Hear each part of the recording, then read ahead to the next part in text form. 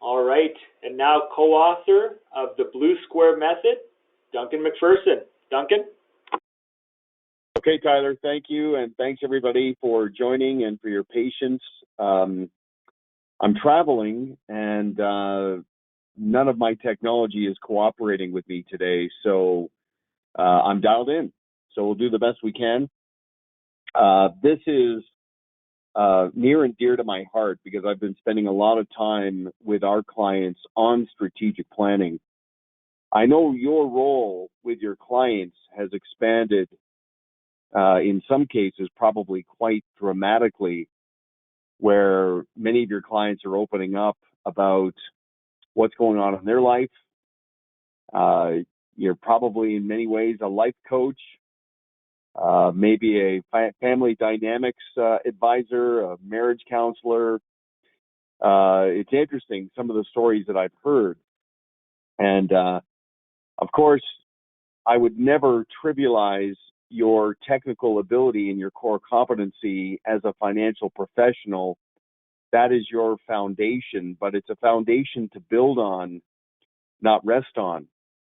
I've been saying this a couple of times recently. I was in Toronto not long ago, and I was right beside the CN Tower. And if you've ever seen it, you know that it's just a monster. It's 1,800 feet high, but its foundation is only 22 feet deep, which doesn't seem right, but that's the way it is.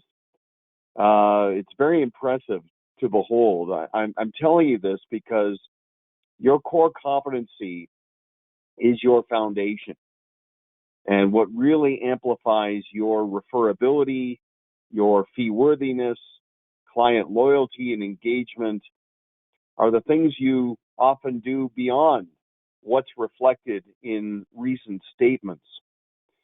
Okay, so I'm saying all of this because most of our clients are evolving from just being a financial advisor to these expanded roles that include also being a CEO, running a business. So it's no longer a book of business. It's no longer just a practice. It's an actual business and an enterprise. And strategic planning is a big driver in getting out in front of your own evolving needs and ambitions. But the dual track here is as you adopt more of a strategic mindset, this can impact your relationships with your clients as well, especially those that run their own enterprise. So I just wanted to set the tone with that. I'm kind of flying blind here, but I'll sort of go by my own visual. I know the opening slide reflects our new book. I don't know if you've seen the book or if you've gone to the website. You can read a free chapter and see the table of contents. I do want to jump to the next slide because that Ikigai, that Venn diagram that you see there, and you see the blue square right in the bullseye, something that's become very fulfilling for me is watching our clients move into a perfect sweet spot where they're making quantitative progress, but not at the expense of their qualitative ambitions. And, you know, we're all capitalists, but something we have to be mindful of is not just how much we earn, but also who we become. You know, we've got a team, we've got a family, we've got clients that have second and third generation family dynamics.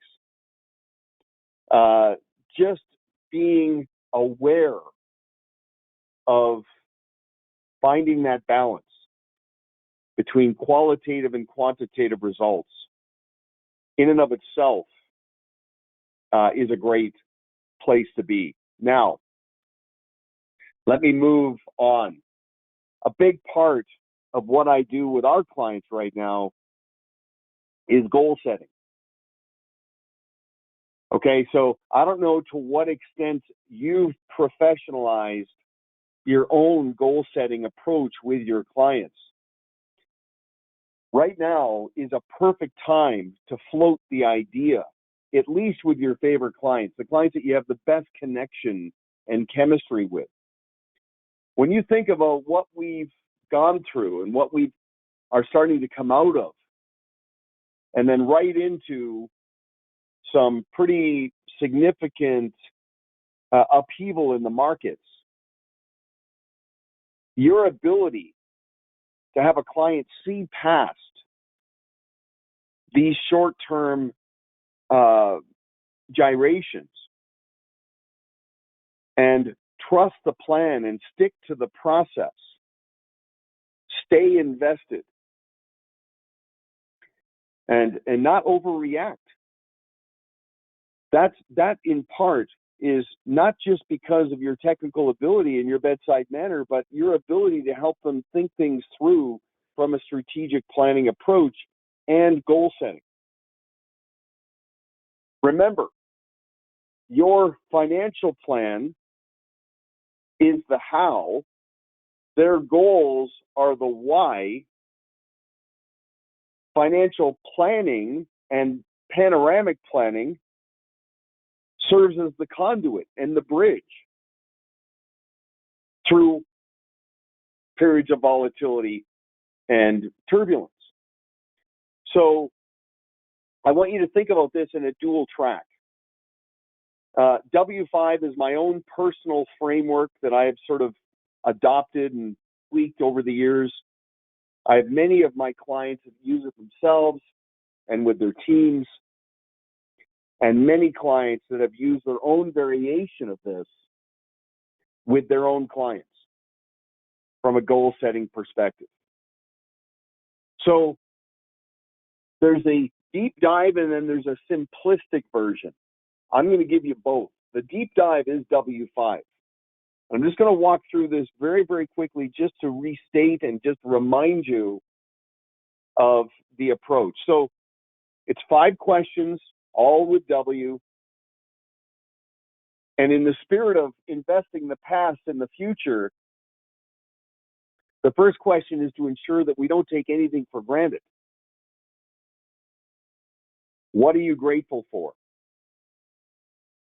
And to hear my clients tell me, I talked to an advisor a couple of days ago. It was very significant around this question. And he said to me, my life, if you knew what I came from, my life is so much better than I could have ever expected and hoped for. And I'm oversimplifying that conversation, but just to hear someone talk about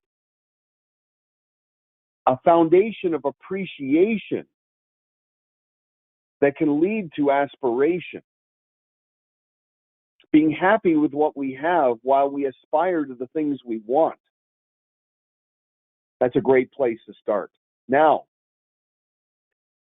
I'm sure you are well down the path of professionalizing and standardizing everything. Okay, and I'm sure you've adopted form. This next question, creating a wish list. Where do you see yourself in the future?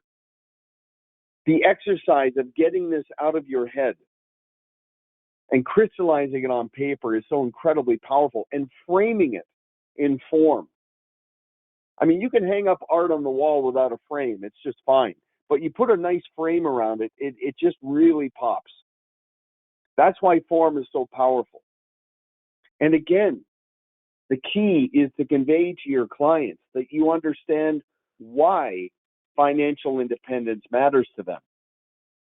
When a client tells you that they have a goal, and maybe they tell you their number, and they want their money to make more money than they do. Okay, going deeper and asking them, why is that important to you? Like just going further and professionalizing the exercise. They open up like a flower in the sun. So you yourself create your wish list of where you see yourself in the future, personally and professionally, framed in form, Make sure all 4 are populated. And then start to give yourself some time considerations. When do you hope to accomplish these goals? But what's really important about this, in the spirit of karma, is to put a bigger emphasis on the activity than on the expectation of a time horizon. Yes, you can say, okay, I want to achieve this goal within 5 years. Okay, but I want you to be at peace for when it happens. And just put your head down and focus on what you can control, which is the activity to make that happen. Okay, so go through the exercise, talk about what you're grateful for, list out your wish, your aspirations for where you see yourself in the future, give it some parameters around time, detach yourself from an expectation on specific outcomes, and then really focus on the heavier questions. Again, why is all of this so important to me? And then the conduit from intent to implement is, who do I need to become to achieve this? What patterns do I need to disrupt? Who do I need to engage with? What adjustments do I need to make to bring all of this to life? This is a very simplistic exercise, but it's just a very powerful frame. And as I said, many professionals have adopted this.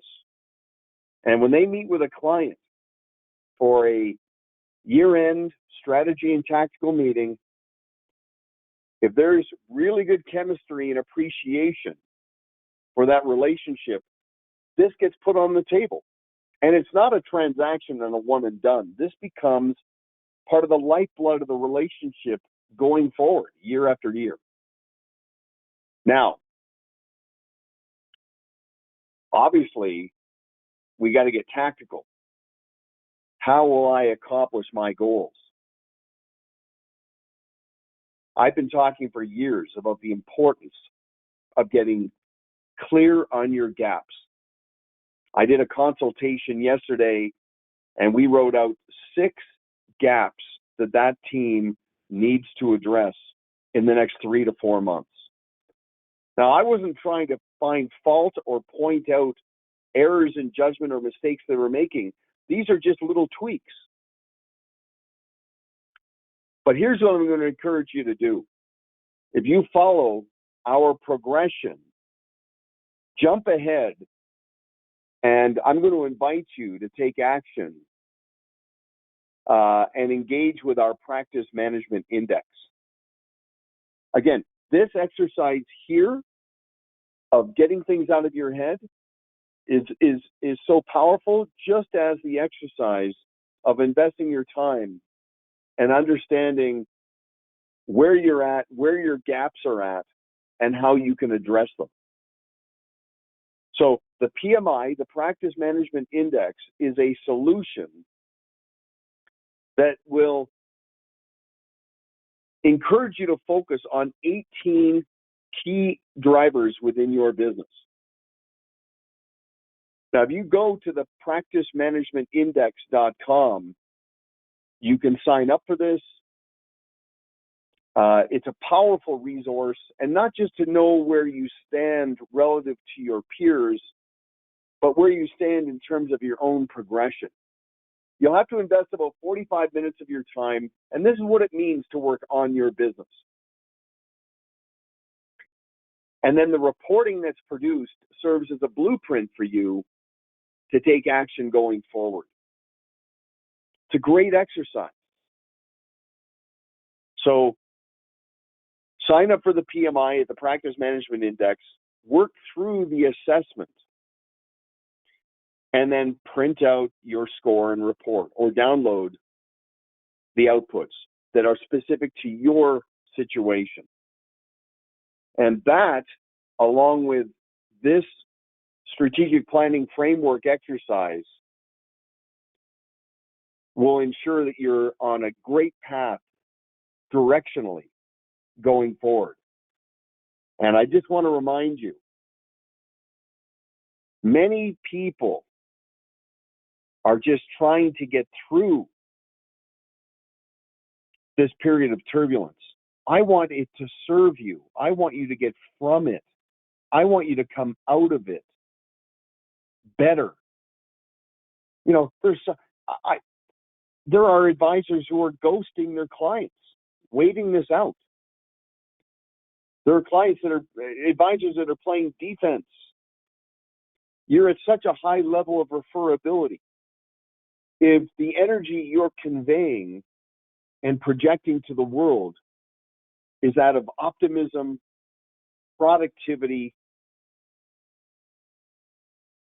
instead of apprehension and fear. Okay, so what I want to do now is I want to pivot over to my little acronym, which is a framework for strategic planning. And this is exactly what I do with our clients. Now, I mean, not to say there's a square peg going into every round hole here. I mean, every team that we work with is different, but the progression builds on itself. So you can see it's an acronym. Let's just jump right to the strategic summary. Okay, so what does this mean? What I ask my clients is this question. What does nirvana look like for you going forward? Like, just paint me a picture. If it could all fall into place beautifully for you in the next 5, 10, 15 years, describe that for me. And I got to tell you, that conversation generally lands in a balance between quantitative, measurable progress and qualitative, meaningful outcomes. Not just money, but also in the spirit that the business is supposed to be serving your life, not the other way around. And I'll talk more about that a little bit later. But I would like for you, as a starting point, on your own, and then with your team, let's just get it out of our heads. What does it look like? What does true north? What is our beacon? What are we moving towards? Okay. Now, the T in the strategic acronym, and I don't think this has ever been more important than right now, and that is describe your top clients. Describe them. If you're in that transition from financial advisor to CEO, and you want to elevate your client experience, and you want to grow up market, and you want to activate professional scarcity. Again, professional scarcity is when the right people are drawn to you because they understand the alignment and they appreciate your value and what makes you different. Now, again, it's not about who you're looking for. It's who you're suited for. What clients are best suited for your value? What clients bring out the best in you? And ultimately, what clients deserve you? Lots of people need you. You know, it's interesting. I had a consultation recently with a pretty substantial advisor that is growing up market dramatically. Recently, if I remember correctly, had 3 significant introductions, all of whom, on paper, were potentially massive clients. Now, two of them, there was exceptional chemistry, like-minded in terms of the worldview, similar interests, similar sort of principles about what matters. One of them was not interested in talking about his goals, not interested in talking about his family, not interested in talking about anything aside from investment decisions. And in the conversation with this advisor, he kind of felt like he wasn't going to engage with this client. The client wasn't syncing up. And I said to him, is this an ideal client? Beyond the assets, forget the assets, forget about the needs that client has. Like, remember something. You're not just a needs-based professional. The ultimate relationship is when they appreciate not just how you fulfill needs, but how you are a goals-based professional. And if somebody is only interested in talking about last month's statement and how we got there and individual decisions around that, you have to ask yourself, is this an ideal client? Is this a top client? And am I prepared to tell them it's not a good fit? Am I prepared to tell the person who made the introduction why it wasn't a good fit?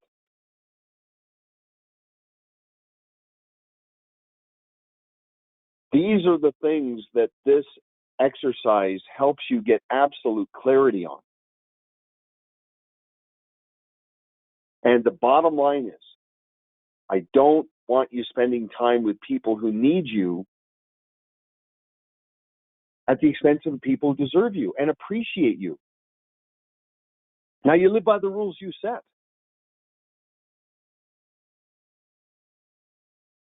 This is self-fulfilling. You know, over the years, I've gotten in tune with the dynamic between free will and God's will. There's a lot out of our control. But when it comes to free will, my favorite 10 two-letter words in order are, if it is to be, it is up to me. I will design it. I will engineer it. I will execute. And I'll be at peace with the things that are out of my control. But the moment you engage with a client that's not a good fit, you're undermining your congruency. You're undermining your ability for professional contrast or professional scarcity, which, by the way, is the perfect pivot to the R in strategic, which is right size.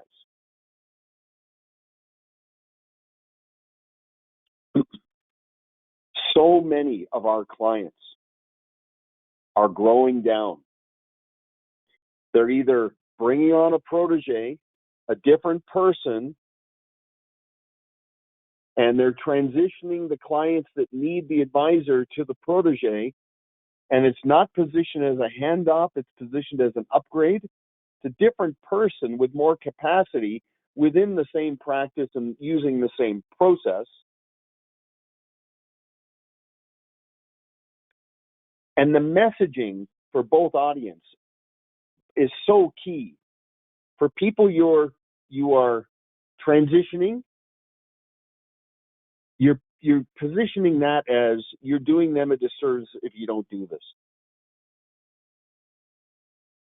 For the clients that you yourself are staying with, you're telling them that you're growing down, that you're growing your business down from 200 clients to 50. So you can go deeper in the client experience and the evolving needs of the clients whose needs are most complex and best aligned with your value. Now, what's really key about this is the hyper fixation on your most deserving clients understanding what their experience is specifically. I'll tell you, I'm back to traveling, and the bar in the world of travel has dropped dramatically. It appears like these companies are backsliding into a level of mediocrity. Like, I'm still a pretty top tier flyer, but they have whittled down all the perks that I earned through decades of intense travel to the point where I'm wondering, like, what is it I actually get? They've moved the yard markers around how many points you need to get a free flight. They've peeled back areas of service. I was on the phone today for 40 minutes to make one adjustment. It's jarring. Now, I'll give you an example of how this relates to you. Have you ever had a top client, a $15 million client, refer a family member to you who is dramatically lower in terms of their complexity and assets than the advocate? The canary in the coal mine is when the advocate, the substantial client, asks, what is it that I get that she doesn't get? Because our fees are the same.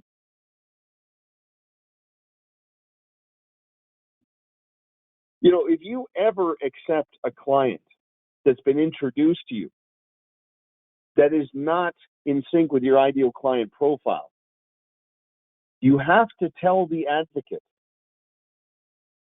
I appreciate you introducing your sister to me. As a value-added service to you, I will be a sounding board for her, and if she wants to become a client, we will engage her. But please understand, if anybody who's introduced to us is not aligned with our ideal client profile, their client experience will not be what you have come to expect. I'm doing it as a value-added service to you, but I will not dilute the client experience for my long-term clients whose needs are the most complex. Like, when you position it as a value-added service instead of a win in terms of moving the financial needle, you're maintaining your professional scarcity. Okay, now let's move to the A in strategic. And I'm just trying to get your wheels turning a little bit in terms of just self-awareness. Okay, so undoubtedly you are very well acquainted with cause and effect, activity and its relationship to productivity. And you're constantly striving to refine, optimize, standardize, and professionalize everything your team does. The most significant distinction I just want to remind you of is the difference between skill and intellectual property. I'm assuming that you and your team are highly skilled. Skills are very important. Skills get you a job. Intellectual property drives enterprise value. So every single activity that you and your team engage in must be documented and refined and optimized. Nobody's operating out of their heads. Nobody's winging it. Nothing falls through the cracks.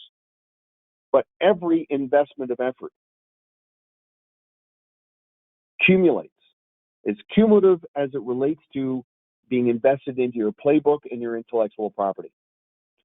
So as part of the recurring mantra with your team, continue the reference to intellectual property.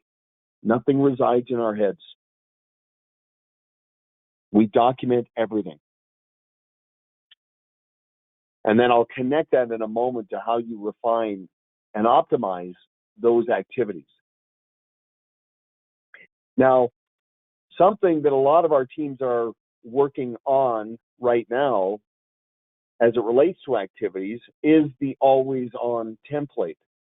And I don't know if you've seen that yet. It is in the Blue Square Method book. We also have it as a template we can make available. It is a placeholder for the most fundamentally important activities that create a client experience and help you create professional contrast. And again, the objective here is to identify 6 to 8 gaps that you can address in 3 to 4 months. There's a good chance they reside in the always on template. So if you want to give some consideration to the activities that you can either adopt or improve upon, that's a great place to start. Now, a big aspect of activities is making sure that you, from a leadership perspective, are allocating your time on the activities you get paid to do. I don't know if you've ever done a time audit on yourself. This was confirmed with me just a couple of days ago. A lead advisor, in essence, and I'm simplifying this, but it was, 45 hours a week, 15 hours managing money, 15 hours managing the business, which has become very complex with HR and other issues and external forces, and 15 hours managing clients. The reason why this exercise is so important is to identify that you are working on activities that you get paid to do that contribute to the highest level of productivity. And if there are any activities that you are doing that are not in your lane, so to speak, they need to be allocated to somebody else or outsourced, especially in the form of technology. Now, I don't know where you're at in terms of outsourcing. When you think about technology, there's all kinds of fantastic technology. You probably become a master of the online meeting, you doing strategy and tactical meetings online, giving your clients the gift of time. You probably use talk to text for creating a summary of a strategy and tactical meeting and all the things that you've discussed with a client in a meeting and sending them that summary. You probably created video, evergreen video for your website and cascading incremental video for your social and one-to-many communication. Just remember the mantra is to not major in minor things. The point of technology is to create efficiency. But ultimately, high tech is designed to liberate you to do more high touch. I don't know if you've gotten to the point where you're outsourcing more of the commoditized aspects of your business around managing money so you can take that time and go deeper into managing your business and managing your clients. And again, I'll just say it, like, it's not a book of business. It's a business.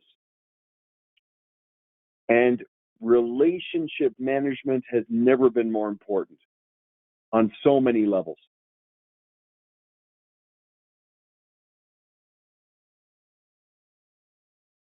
Technology is designed to serve you, not hurt you. Just ensure that you've got a greater emphasis on high touch because of the way you've embraced high tech. Now, let's go to the E in strategic, which is enterprise value.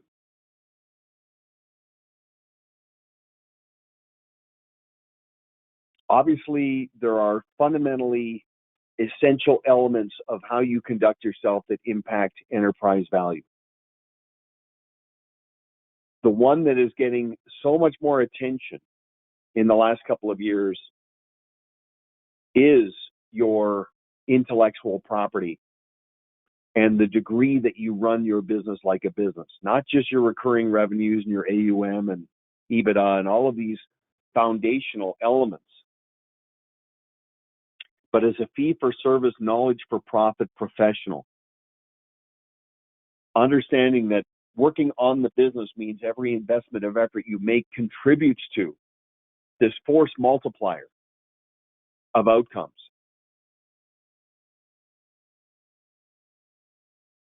So when you place as much emphasis on practice management and relationship management as you do on asset management, running the business like a business by adopting best practices amplifies your enterprise value immensely, more than ever. This is your life's work. It's probably your most valuable asset. The way you manage people and the way you manage your business will literally compete in terms of your liquidity event and the monetization value as your core elements around recurring revenue, AUM, and EBITDA.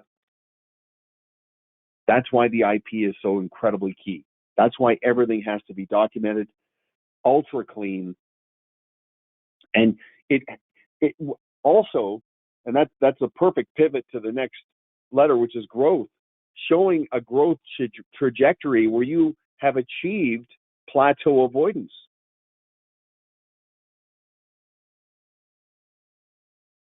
You've got so many forces that can serve you. Demography, friction, commoditization, hassle factor. There are so many people who 2 or 3 years ago thought that they were 5 to 10 years out from an exit, or they had no continuity and succession plan because they weren't even thinking about it, and now they're thinking about it. People have just maxed out and they've lost the love because they're bogged down by the minutia. They've lost the love of and purpose of and fulfillment of the job, the role. Your ability to attract and shift from a B2C to a B2B business where you can acquire a business or attract others to draft in behind your IP and your process. The advisory teams that we work with who have become franchise ready and shifted from organic to scalable growth by turning their core business into a proof of concept. It is an incredible opportunity. Now, on the organic side, if you still have capacity and you want to continue to attract great clients, the opportunity is right now. You're at a high level of referability. The degree of doubt that friends and family members of your clients have for their current provider in many ways has been shattered.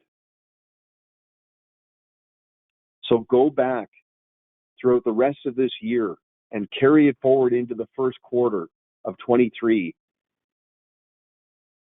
just reframing and rejuvenating your existing relationships, countering the amnesia and loyalty fatigue, and positioning for them their appreciation for your value-added service to be a sounding board for friends and family members. Tell the world that this is why you became a financial advisor. You know, we had an unprecedented run, 14 years. Few hiccups and speed bumps, but for the most part, and now here we are. This is where you win. This is where you grow organically right now. Go back to the people who are already convinced, rejuvenate that relationship,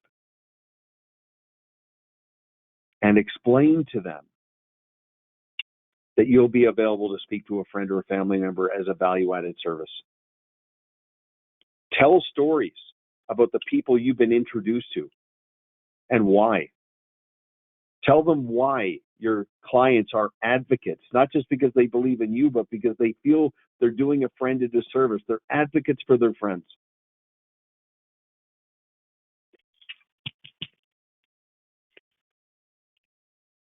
Now, through it all, I have been talking to some advisors that are putting in longer hours, delaying some personal gratification because they want to be accessible. And they're paying close attention to what's going on in the world. Just remember that the best way to take impeccable care of your clients is to take impeccable care of yourself. And this might seem a little counterintuitive, but I've been telling every client who would listen, as part of their goal-setting exercise with W5, to set a goal in the next 3 to 5 years to take a sabbatical. In a perfect world, a 6-month sabbatical. You know that old metaphor about farmers that go hard for 6 years and then they give the soil a year to rest and recover and rejuvenate. Well, if it's good enough for dirt, it's good enough for you. And the people I'm talking to that have done it, that year in advance of the sabbatical, priming the business and priming their client relationships, their level of productivity was off the charts. Their ability to get their clients really bought in to not just the people on the team, but the practice and the process and the benefits of looking after, that self-care. And most of these people, like, you think about it, okay, you're probably at your highest level of productivity the week or two before you take a vacation. That's just forced urgency to get your ducks in a row. Now, I don't know about you, but I generally need a week just to detach and decompress. It's that second week where you really start to rejuvenate.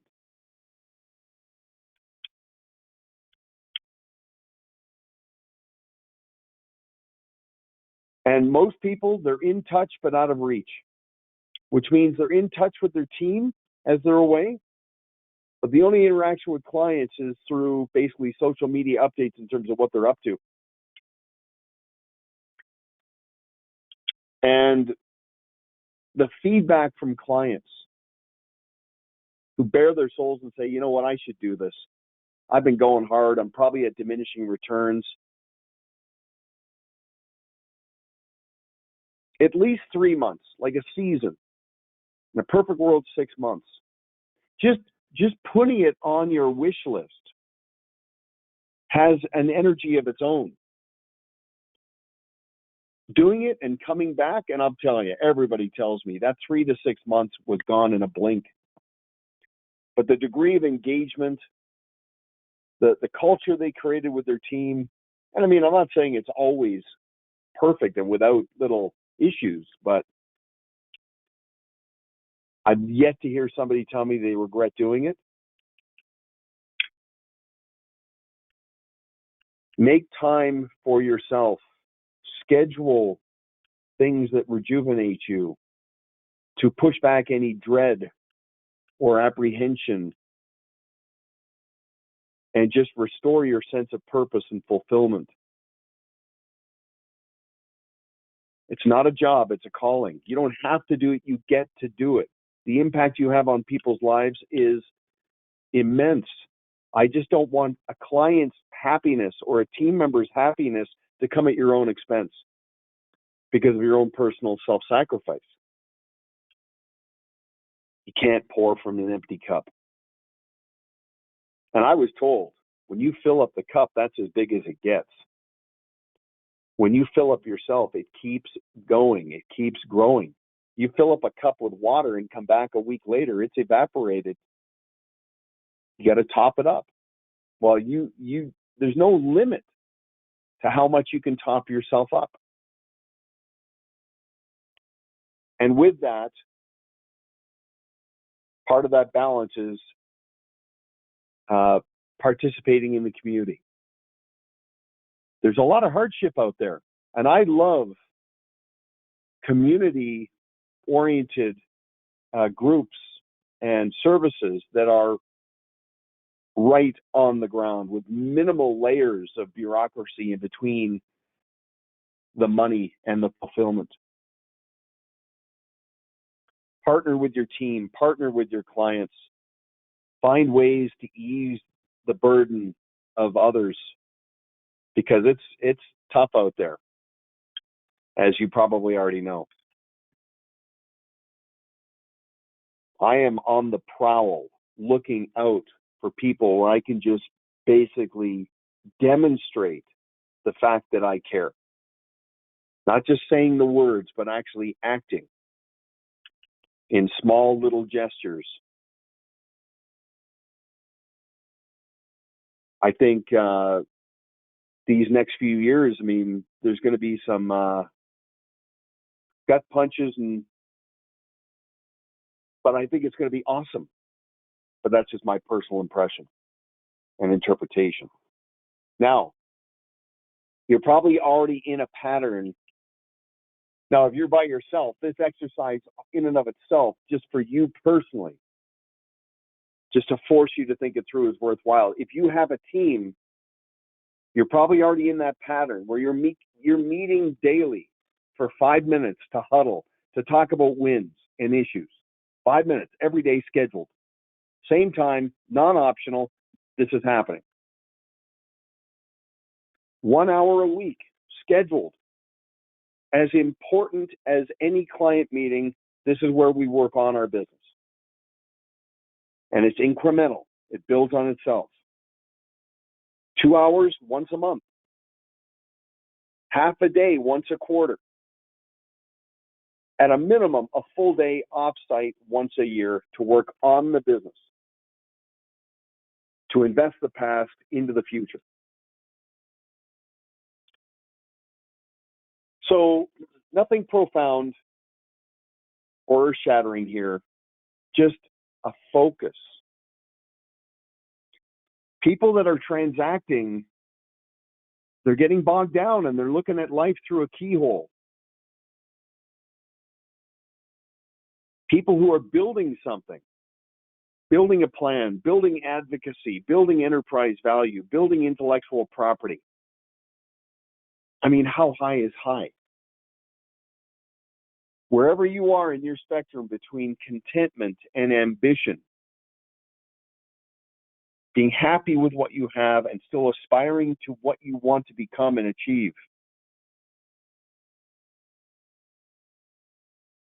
What a tremendous blessing to be able to be in that spot. So with that, feel free to access the Practice Management Index. So take the strategic framework and W5 and just work through that, get it out of your head. Go through the practice management index, know where you stand. Download the reporting. And again, that four-circle Venn diagram in the Blue Square method is called an ikigai, which translates into our reason for being. And I think our reason for being is to achieve self-actualization and the best version of ourselves.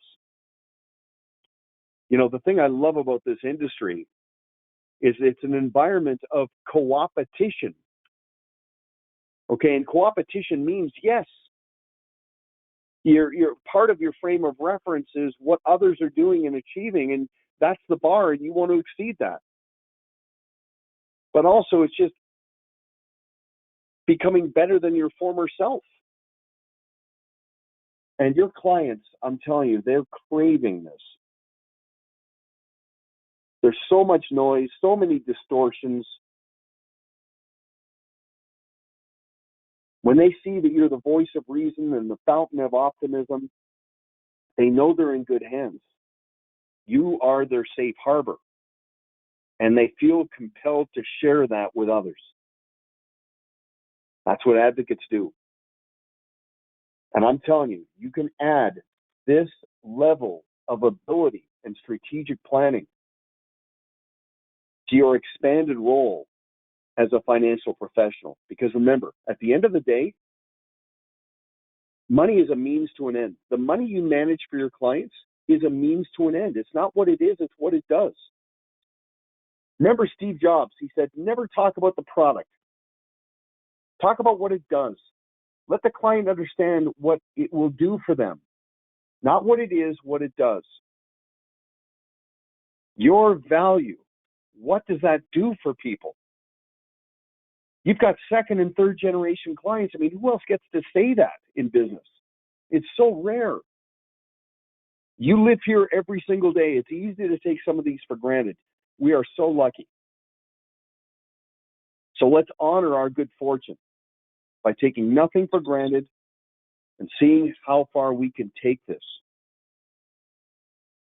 And as I posted on LinkedIn the other day, to paraphrase Milton Friedman's quote, that the primary benefit of capitalism and free markets is both parties win.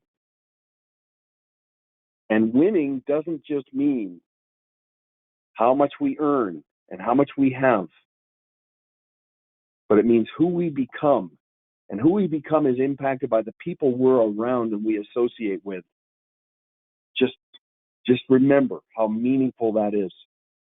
So with that, I'll just say thank you very much. I hope this just stirred the pot a little bit. And Tyler, I know we've received a few questions. So why don't we pivot over to there? Yeah, for sure, Duncan. And I know we're running a little bit over time, so we'll keep it quick. There were a couple questions. I think one of them you answered. So the next one I'll move to is, when making changes in your practice like the ones you suggest, is it better to change a few things at once or just do it all at once? Yeah, I mean, my answer is always just chip away. Incrementalism. Minor adjustments incrementally lead to major improvements over time because they build on themselves. So the goal is 6 to 8 gaps every 3 to 4 months. Small little tweaks. And of course, every time you identify and address 6 to 8 gaps, later on 6 to 8 new ones emerge. But that's what progress is all about.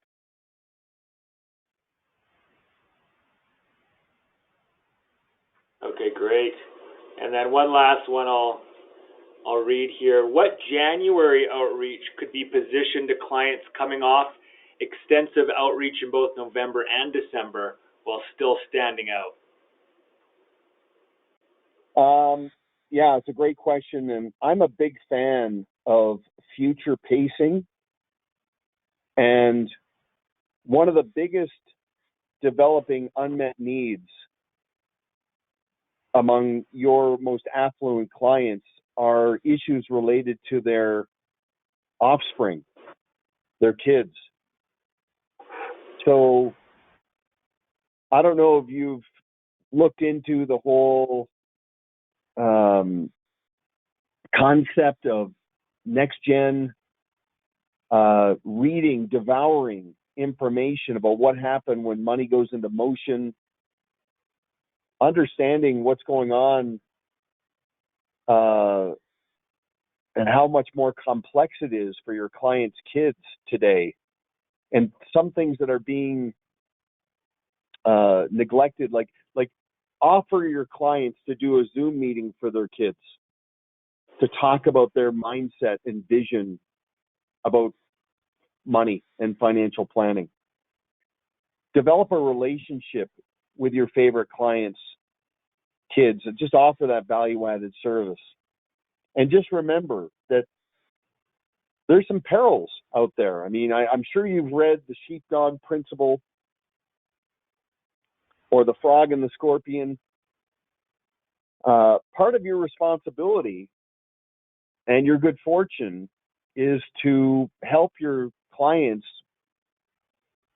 insulate their kids from some of the forces that are at work in the world today.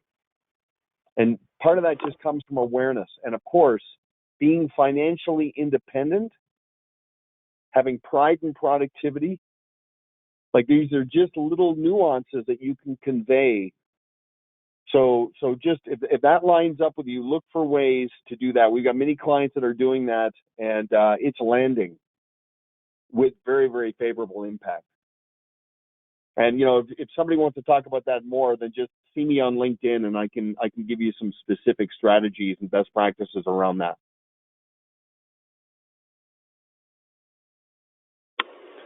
All right, Duncan, that looks like it. Questions. Okay, well, Tyler, thanks for stick handling through this technical glitch. Hopefully this will suffice, and thanks everybody for listening in, and hopefully it just got you thinking about what the future looks like and how you can engineer it and shape it. Okay, so thanks as always for investing your time. It means a lot. Make it a great day.